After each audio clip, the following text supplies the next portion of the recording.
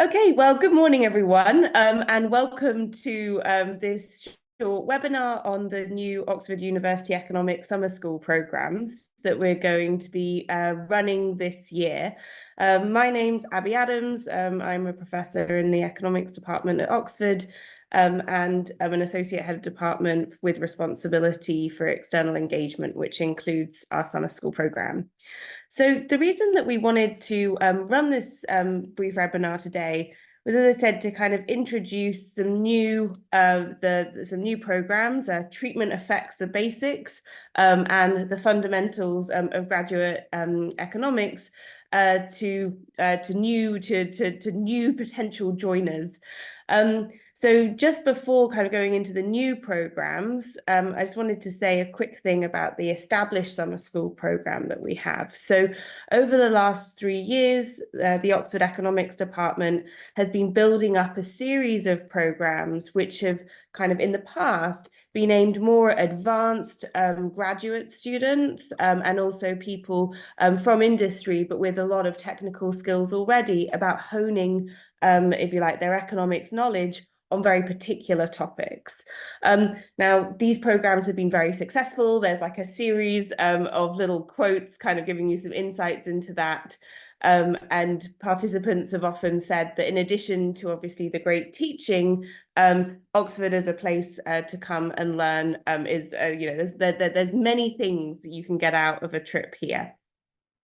However, one of the bits of feedback that we got was that we didn't really have any programs which were aimed specifically at people who actually were at the beginning of their journey in economics. So maybe they were undergraduates and they'd done basic courses in, say, probability and statistics or micro and macro.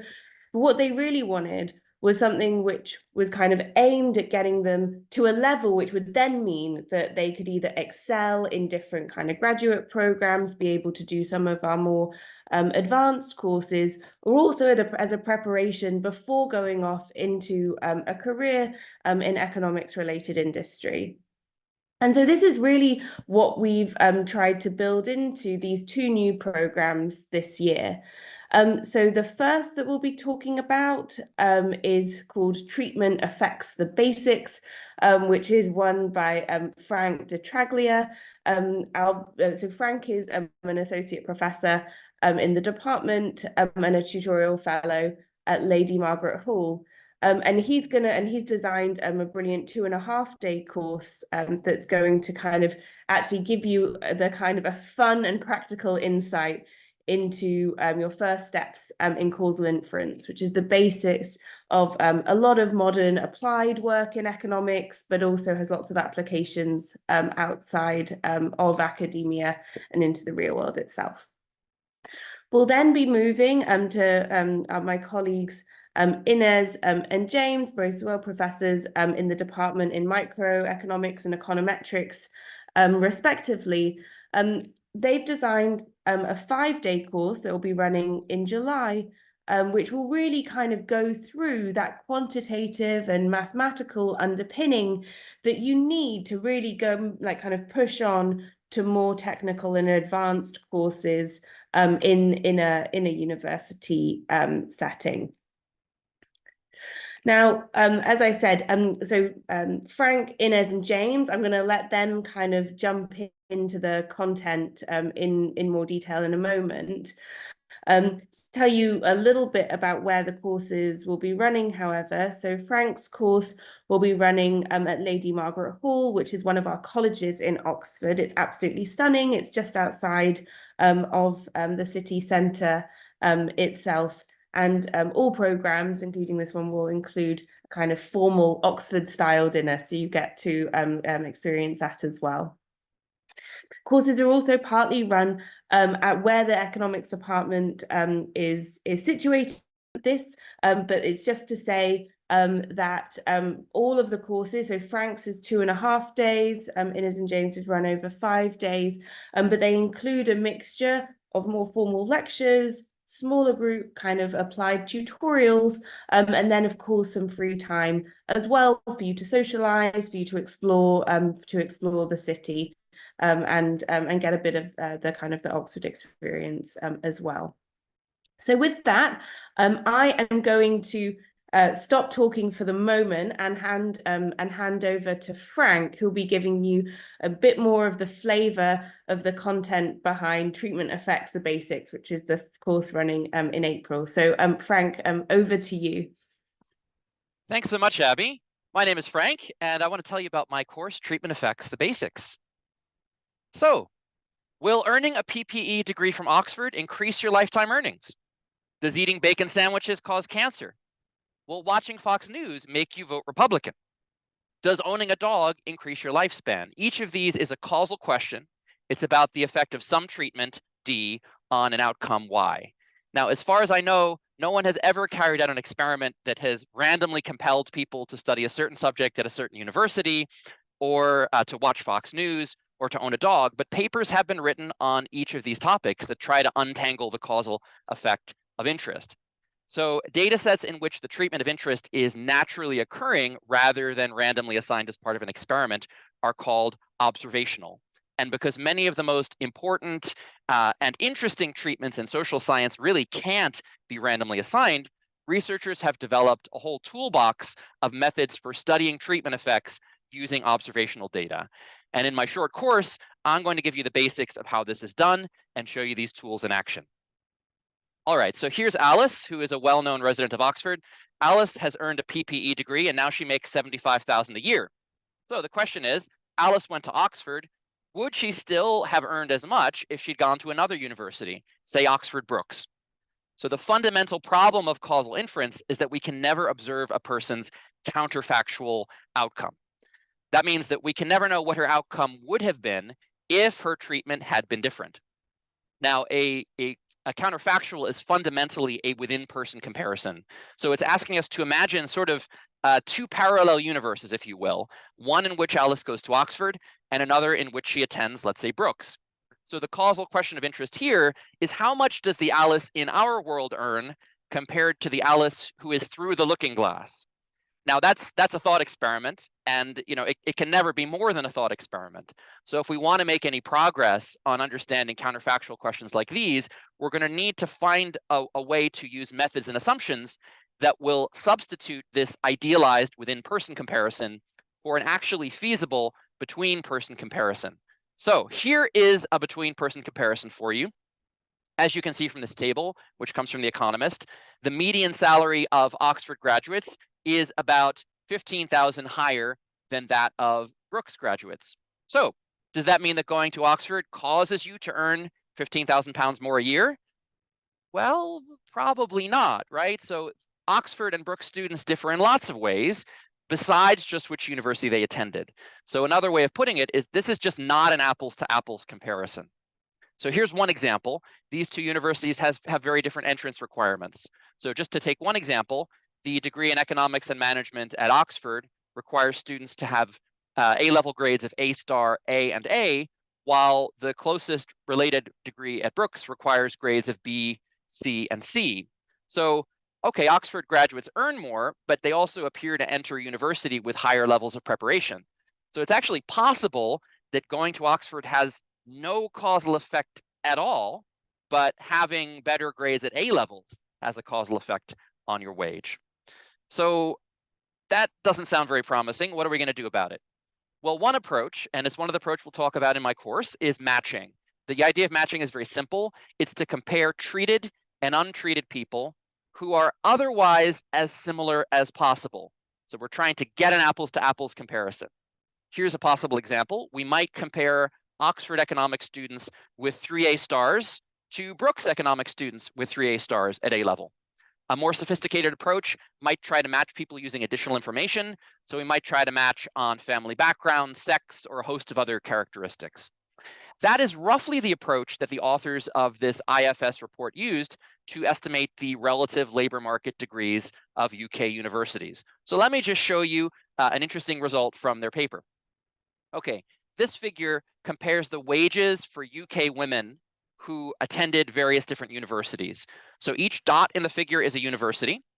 The colored dots give raw wage comparisons, and the black dots use this matching idea to try to create a more apples to apples comparison.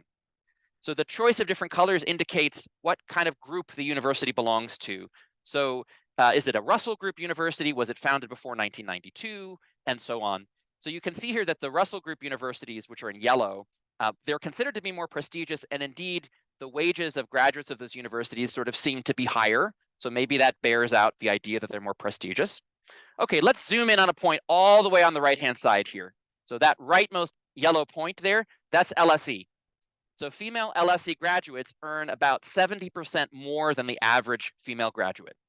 But if you look down here to the adjusted black point down below, which uses matching to try to make an apples to apples comparison, that wage premium falls dramatically. It falls by about half to 35%. So what you can see in the picture actually is that almost all of these colored dots are sort of above the black dots, which means that making a raw comparison of wages between graduates at different universities dramatically overstates the causal effect of studying at a particular university. And that's true especially for the most prestigious universities like Oxford. That's just one example of how researchers might try to use observational data to answer important causal questions. In my course, we're going to look at lots of alternatives to matching, including regression discontinuity, instrumental variables, and difference in differences. We're also going to get our hands dirty with real data and the R statistical programming language. So that's really all that I have to say. I hope that I have whetted your appetite a bit to learn more about causal inference, and I hope that you'll join me in Oxford in April. So I also look forward to answering any questions that you might have later in the webinar. Thanks so much.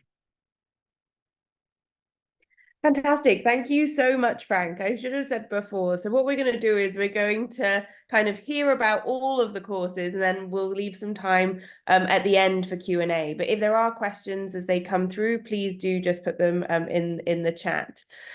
So now I'm going to be introducing Inés Miranda de Barreda, who is a professor in microeconomics in the department, and she is teaching on the fundamentals of graduate economics course, which we're going to be running in July, along with James Duffy. So I'm going to hand over to Inés now to give you a bit of an insight into what content will be covered as part of the mathematical, the kind of the fundamental course and the basic mathematics of this course. Thanks so much, Inés. Thank you, Abby. And Frank, I want to join your course. Okay, so let me talk about this new summer school. So as Abby said in the introduction, it is meant to cover a little bit the gap between those students that have done some undergraduate course and might be thinking of doing some graduate courses in economics and might feel that they don't have the maybe quantitative skills to do so straight away. So, I mean, there are many good reasons for undertaking graduate studies in economics. Okay, so the main one should be that you have a passion for some of the fascinating topics that are covered, and you might even want to devote, your time and do research on them, and do a PhD afterwards. In which case, you should definitely go to graduate studies in economics. You might just want to follow a career in some policy-related issues in economics, or just, increase your salary prospects. That's also a valid reason for doing some graduate course in economics. So whatever your motivation, once you make your decision to join some masters in economics, you should aim to get into one of the best graduate schools. And the best graduate programs in economics are going to require some basic mathematical foundation. And why is that? Well, because graduate economic courses are highly mathematical. So the math is used heavily, and it's used as a language that you need to understand and be able to engage with. So it's really important that you understand how it works, that you understand how proofs are constructed, how you can follow and learn from that. Math also helps organizing your thoughts, and it allows you to be more rigorous, and this is a skill that graduate schools really are keen on. So undertaking math courses before you apply to graduate studies in economics is something that is also valuable from that reason. And then, taking a math course and do well on it also shows that you have high skills. And this is a good signal as well in your application, okay? So, so the American Economics Association recommends that students that are applying to masters in economics should have a foundation in calculus, linear algebra, and probability and statistics. And this is kind of the intention of this short summer school. So it's going to be a crash course that is going to cover the basic mathematics on these topics. So the plan, as Abby said, is that we are going to cover the math content in 2.5 days, and we are going to be going into these topics, so sets and sequences. We're going to go into functions of one and more variables, do some linear algebra, so this is the equations and matrices topics, and then introduce some probabilities and distributions before James takes over in the second half of the week. And as Abby said, this is going to be a mixture between lectures and classes or seminars, and you will have some time in between of independent study time in order to work out, and train what we have been seeing in the lectures before you practice them in classes. So that's all from me. Okay, so I'll be running the second half of the Fundamentals of Graduate Economics course, which will be an introduction to econometrics. So I'll be building on the work that you do with Ines in the first half of the course. She'll give you an introduction to sort of the mathematical underpinnings of probability theory, and that will then lead to a review of statistics. Econometrics is a discipline that sort of sits at the intersection of economics and statistics. So the thing is that economists have lots of interesting questions that they want to study, causal questions of the kind that, do students in smaller classes have better educational outcomes? They know how to build models of how class size and other factors, teacher quality, students' prior ability, affect educational outcomes. They're interested in questions like, does proximity to natural amenities affect house prices? How much are people actually willing to pay in equilibrium to be closer to a beach or closer to a national park? And they have elaborate models of the real estate market to describe the determination of equilibrium prices in the real estate market and how this is affected by various factors. They're interested in questions like, what effects do choices on university enrollment and degree program choice have on lifetime earnings, just like Frank talked about earlier today. And they're interested in social policy questions like, does being tough on crime actually have an impact on crime rates one way or another? And so economists are very good at building models for these sorts of things, but while building models allows you to sort of identify what are the key causal relationships determining an outcome of interest, and that may make qualitative predictions about the effect of one causal factor on an outcome, the models don't tell us anything quantitative. If we want to be able to say something definite about the quantitative relationships between variables, if we want to be able to say something definite about what is the effect of putting a student in a smaller class on their test scores, or what is the effect of harsher sentencing laws on crime rates, then we need to collect some data on the factors that are affecting student performance or affecting crime rates, the many possible factors, including the factors that we're interested in, and use appropriate statistical methods to try and estimate the causal effects that we're interested in. And so we're going to discuss methods that can be used to answer these questions, such as I've outlined on this slide, using real-world data. And just as importantly, as well as being able to give quantitative answers to these questions, we're going to discuss how we can use statistical methods and econometric methods to actually quantify the uncertainty surrounding our answers to these questions. So we're not just going to produce a number, we're going to be able to say something about our confidence, about the uncertainty associated with that number that our analysis has generated. So one of the main challenges that we face when using data, real-world data, observational data to answer these sorts of questions is that the outcomes that we're interested in are affected by many things simultaneously, not just by one factor. If there was only one factor that was affecting the outcome, then it would be very easy to trace out the relationship between Y and X from the data. But we have many, many other factors at play at the same time. So we need to use methods that are able to disentangle the effects of these many factors. And so the leading method, the most powerful method that's really been developed in this area is the method of regression. This is a very powerful general purpose tool for disentangling the effects of many factors that are affecting an outcomes all at the same time.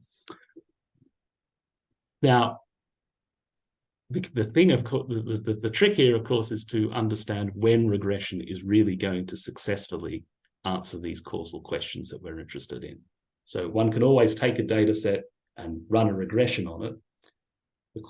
The more difficult question is, when do the numbers that are generated by a regression analysis actually deliver a reliable answer to these causal questions that we're interested in?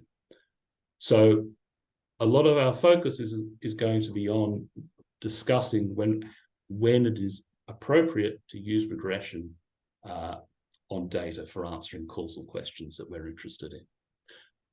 Of course, we'll go through the mechanics of regression in some detail, and in particular, how we can construct measures of the precision with which the questions we're interested in are actually being answered by regression.